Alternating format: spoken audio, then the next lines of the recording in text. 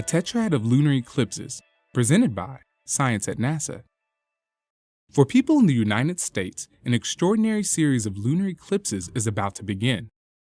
The action starts on April 15th, when the full moon passes through the amber shadow of Earth, producing a midnight eclipse visible across North America. That night marks the beginning of a lunar eclipse tetrad, a series of 4 consecutive total eclipses occurring at 6-month intervals.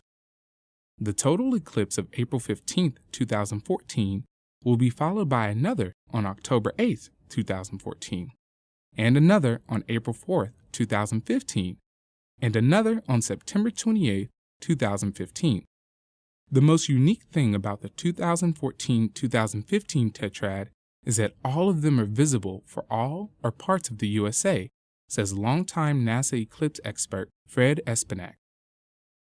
On average, lunar eclipses occur about twice a year, but not all of them are total. There are 3 types.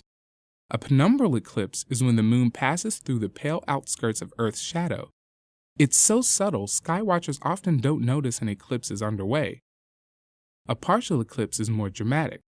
The moon dips into the core of Earth's shadow, but not all the way, so only a fraction of the moon is darkened. A total eclipse, when the entire moon is shadowed, is best of all. The face of the moon turns sunset red for up to an hour or more as the eclipse slowly unfolds.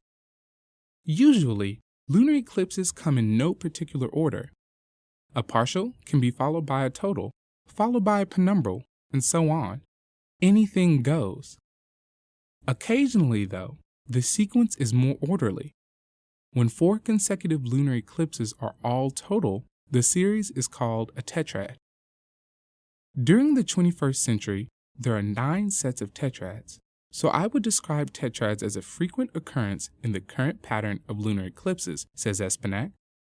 But this has not always been the case. During the 300-year interval from 1600 to 1900, for instance, there were no tetrads at all. The April 15th eclipse begins at 2 a.m. Eastern Time, when the edge of the moon first enters the amber core of Earth's shadow. Totality occurs during a 78-minute interval, beginning around 3 o'clock in the morning on the East Coast, midnight on the West Coast. Weather permitting, the red moon will be easy to see across the entirety of North America.